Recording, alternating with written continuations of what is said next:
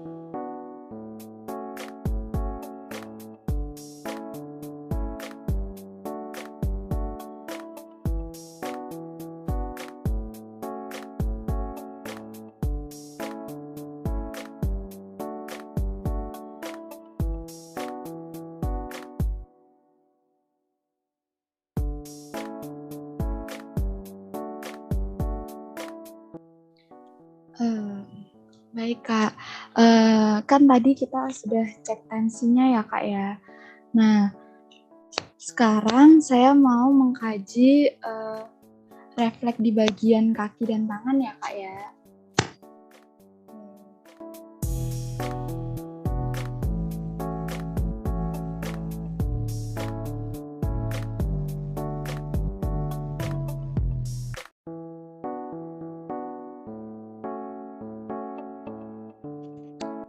Jadi Kak, sesuai jadwalnya, hari ini Kakak akan melakukan X-ray ya Kak ya.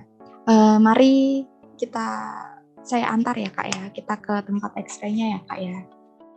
Baik sus, tapi pelan-pelan ya sus. Iya.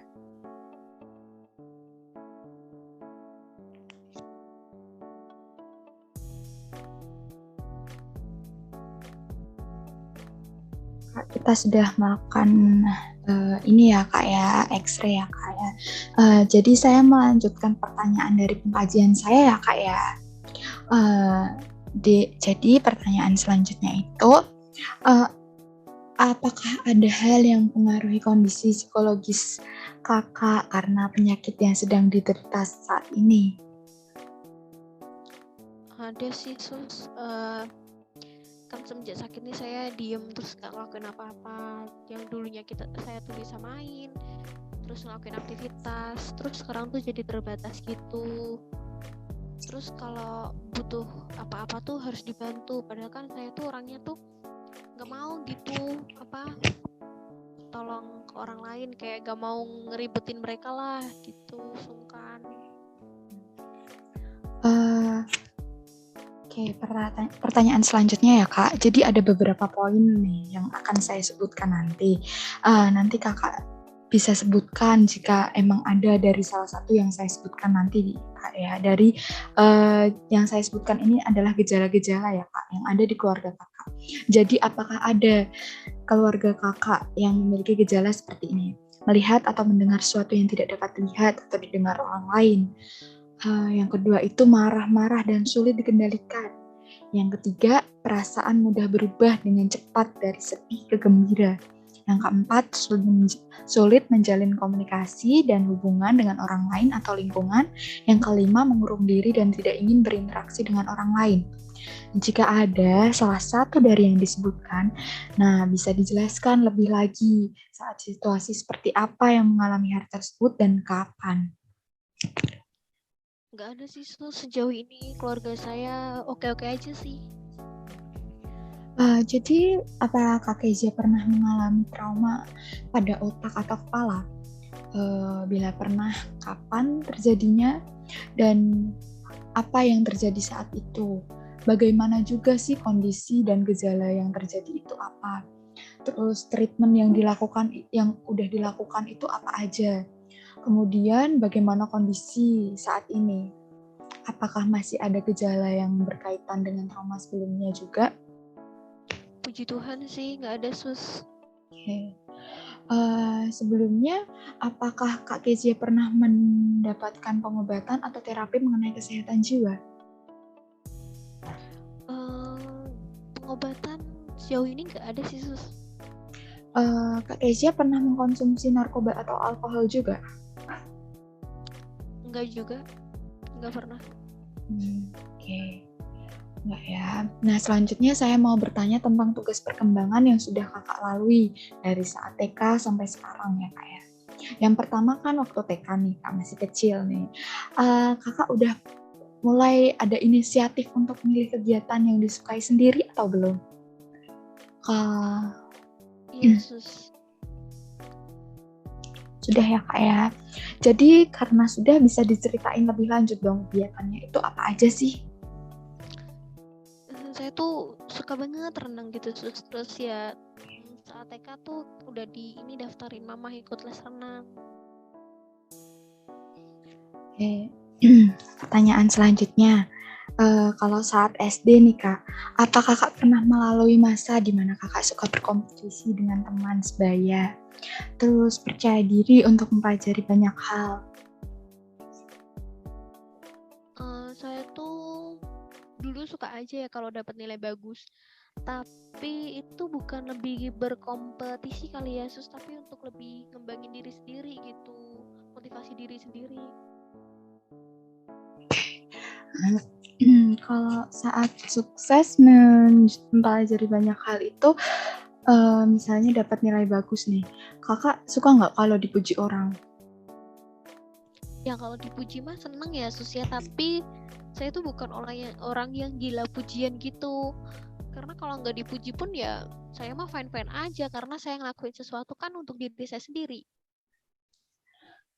Jadi kalau misalnya gagal atau nilainya nggak bagus, kakak kecewa dong berarti saat itu. Ya kalau kecewa pasti ada Sus, tapi ya balik lagi lah, itu dijadikan pelajaran aja sih untuk kedepannya, biar ya lebih better aja gitu kedepannya. Nah, saat remaja hingga sekarang ini nih, bisa nggak diceritain lebih lanjut tentang bagaimana sih kakak menjalani hubungan dengan orang di sekitar kakak? Kalau hubungan dengan orang-orang sekitar aku tuh kayak temen ya Sus ya, itu tuh ya baik-baik aja, fine-fine aja gitu. Karena mereka sampai sekarang pun masih kayak datang jenguk saya, support saya gitu, selalu ada. Nah tapi nih Sus, kalau masa remaja gini kan udah mulai pacar-pacaran nih Sus. Nah saya tuh ada tuh pacar semenjak saya gini nih Sus, kayak gini. Nah pacar saya tuh jarang tuh jenguk saya, tanyain kabar, terus selalu ada untuk saya. Kalau di chat itu cuek gitu, jadi kayak sayanya uring-uringan gitu ya. Gimana ya Sus, dia ninggalin saya gitu Sus. Kalau begitu, sekarang perasaannya gimana? Maksudnya perasaan dalam hubungan dengan pacarnya?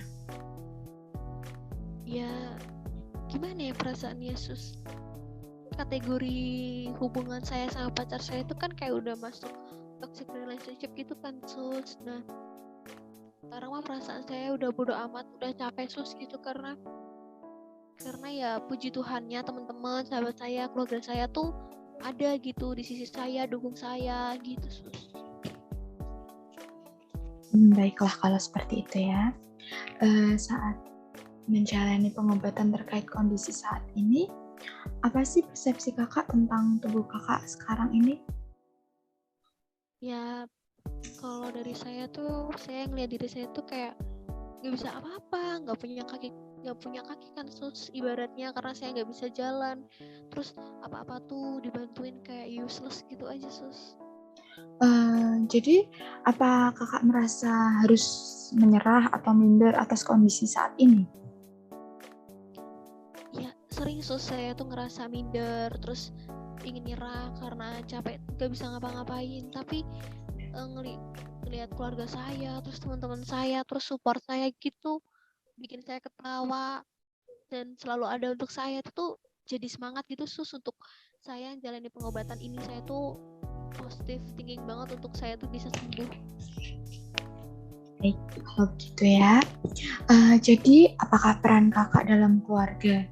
Jadi contohnya itu peran kakak itu apakah sebagai anak dan seorang kakak, apakah sebagai anak dan seorang adik, dan peran kakak kalau di luar rumah itu juga sebagai apa sih? Jadi status saya gitu ya mungkin ya, itu Iya. saya kalau di rumah tuh ya saya sebagai anak dan adik, terus kalau misalnya di luar rumah ya kan saya kuliah ya, jadi mahasiswa lah ya Sus. Baik. Jadi apakah menurut kakak itu sudah ideal menjalankan peran kakak yang tadi sudah disebutkan? Ya kalau sebagai anak itu kan cita-citanya kan pasti kan membanggakan orang tua gitu, membahagiakan mereka gitu ya. Saya orang tua mentaati, tapi sekarang kan saya nggak bisa apa-apa gitu, jadi saya merasa tuh malah nyusahin mereka semua gitu ya, beban gitu Sus saya mah buat mereka. Tapi kalau sebagai adik ya saya maulah untuk dituntun, diajar, terus saya belajar. Nah untuk mahasiswa sendiri ya saya idealnya ya belajar lah ya sus, menyelesaikan perkuliahan saya, terus saya tanggung jawab sama tugas-tugas yang ada gitu sus. Ya nggak apa-apa Kak, semuanya itu dalam peran yang dijalankan masing-masing itu bisa dikomunikasikan, sehingga apa yang keluarga kakak lakukan adalah hal yang baik untuk kakak, untuk meningkatkan kesehatan kakak yang lebih baik lagi. Nah, kalau begitu, Sus. apakah kakak merasa sudah ideal terhadap peran kakak yang kakak sebutkan tadi nih? Ya kalau menurut saya mah udah sih sus. Nah, sudah ideal ya kak ya. Jadi, apakah kakak sudah merasa bangga atas apa yang udah kakak capai dan kakak sudah miliki saat ini? Cukup bangga sih sus, karena saya tuh nggak pernah ekspektasi yang tinggi yang gimana-gimana gitu. Jadi semua itu saya lewatin, terus saya dapetin itu ya karena usaha saya maksimal, tapi saya tetap berekspektasinya ya biasa-biasa aja gitu, nggak tinggi-tinggi banget. Baik. Jadi bagaimana cara orang lain bisa mengenali kakak dengan mudah? Dan itu tuh berdasarkan apa sih? Apakah dari kakak suku apa, ciri fisik yang menonjol itu apa, hobinya apa, berada di komunitas apa?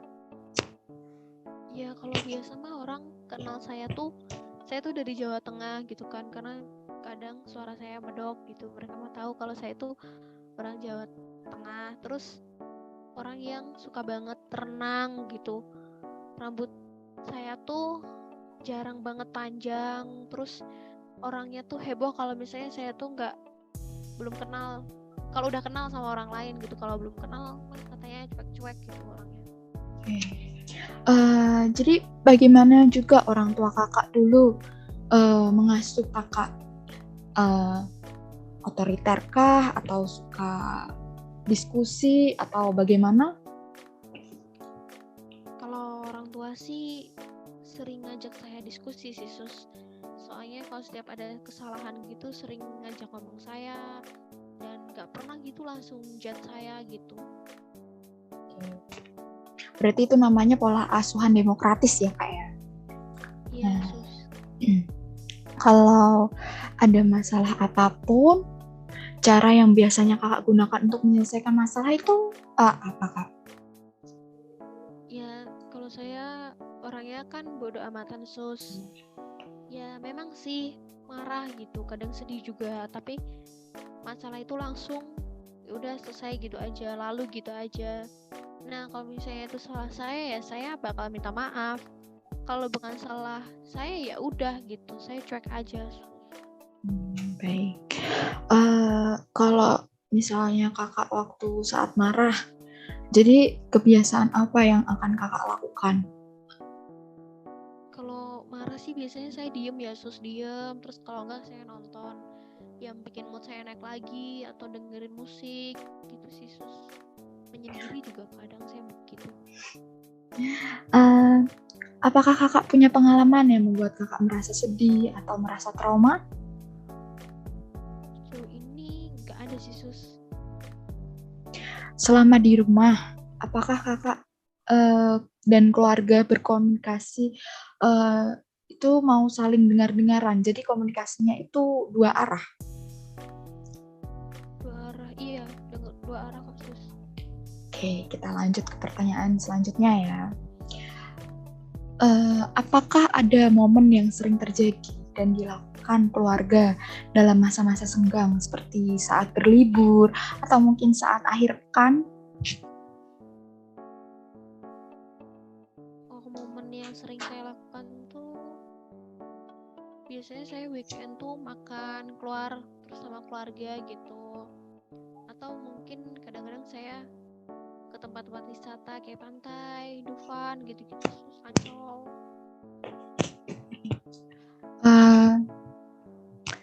Pada masa-masa saat ini, apakah ada hal yang dikhawatirkan kakak seperti merindukan momen terdahulu? Atau mungkin kakak mengkhawatirkan bahwa kakak takut siapa yang akan menemani orang tua kakak nanti, siapa yang akan membantu orang tua kakak nanti?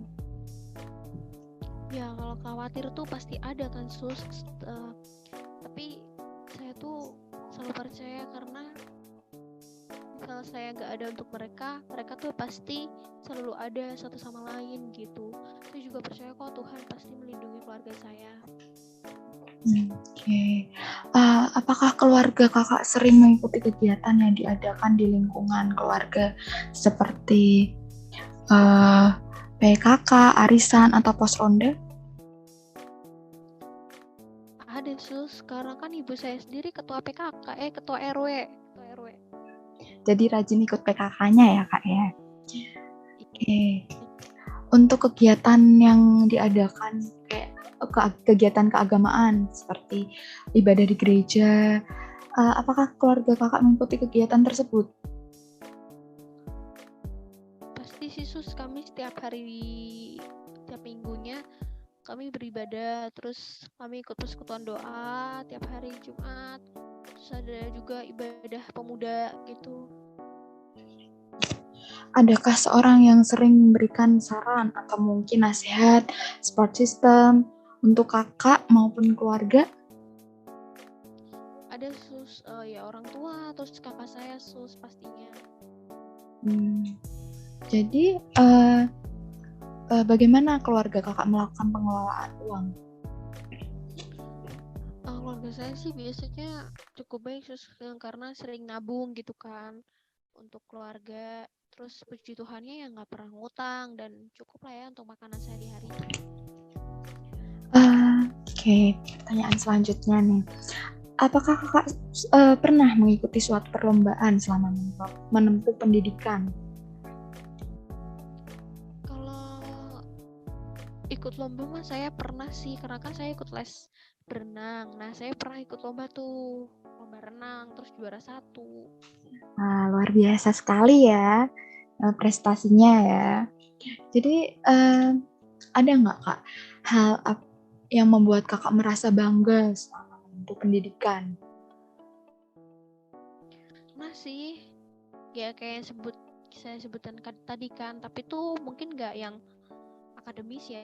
Sus itu yang non akademis itu berenang tadi. Nah, yang kalau akademis itu saya pernah masuk ranking 5 besar waktu saya sekolah.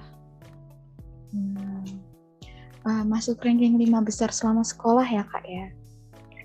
Iya. Oke. Nah, sudah berapa lama kakak menjalani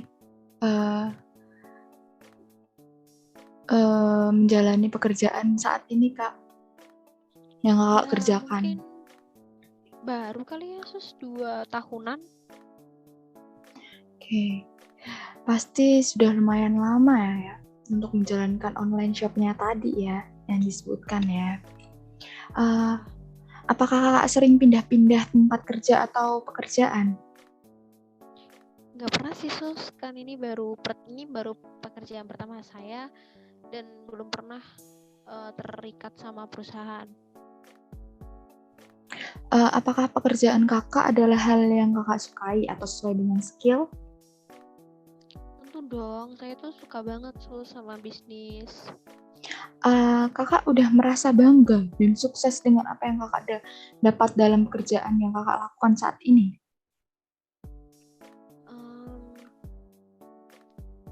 Enggak sih sus, saya merasa tuh kayak masih kurang lagi gitu. Ya cuman terhambat kan karena kondisi saya sekarang.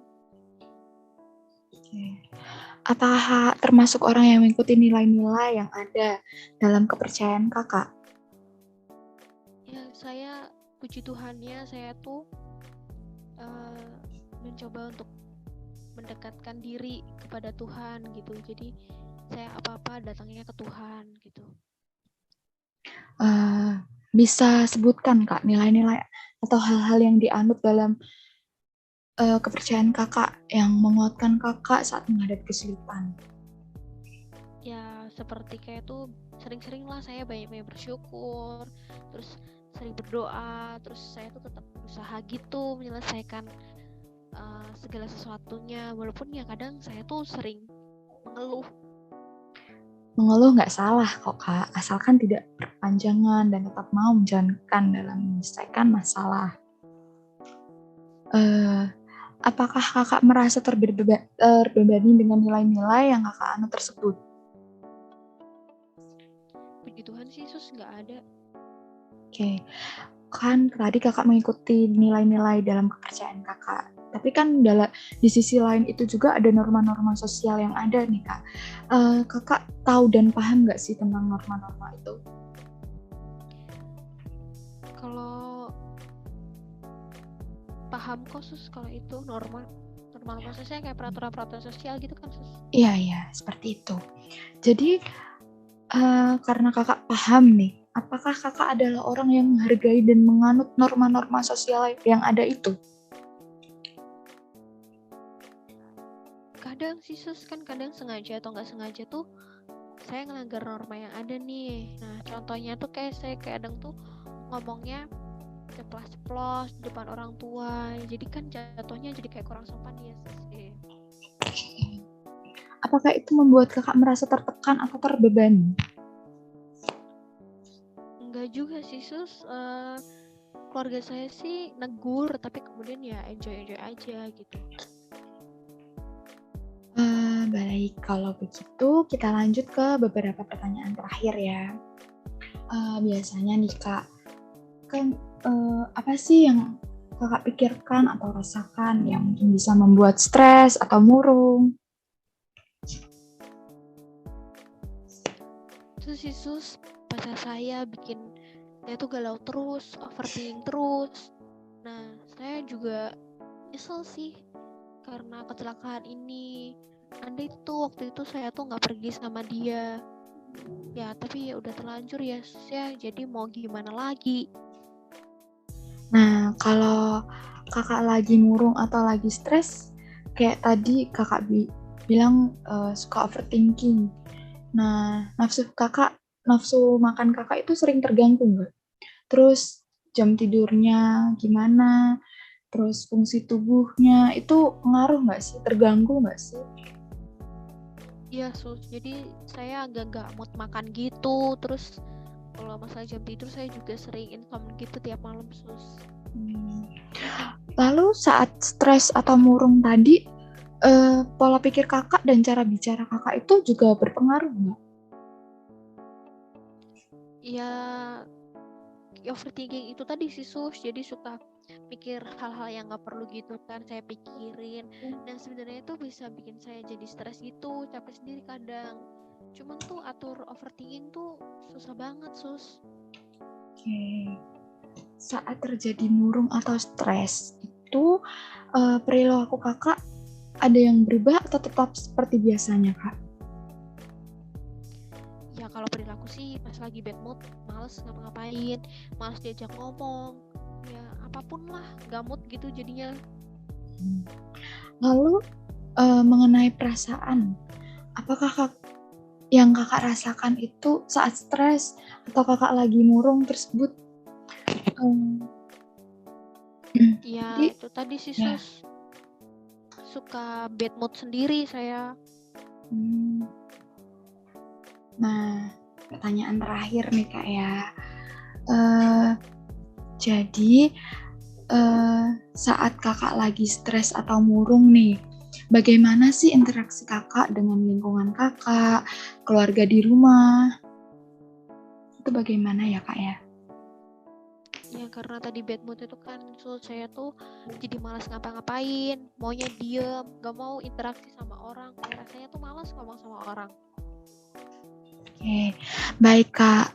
Dari semua yang kita bicarakan tadi, saya dapat menyimpulkan bahwa pencetus dari stres tadi itu karena overthinking ya. Dan kakak sudah menunjukkan rasa semangat untuk menjalani pengobatan. Jadi, sebisa mungkin overthinkingnya jangan sampai menjadi hambatan. Lalu pikirkan hal-hal baik yang memotivasi diri. Untuk itu, nanti kita akan konsultasikan pada dokter mengenai kajian hari ini untuk dapat dilakukan tindakan selanjutnya ya kak ya. Nanti saya akan bantu ajarkan tentang cara mengelola stres. Kalau begitu, selamat istirahat ya Kak. Terima kasih. Baik sus, terima kasih banyak.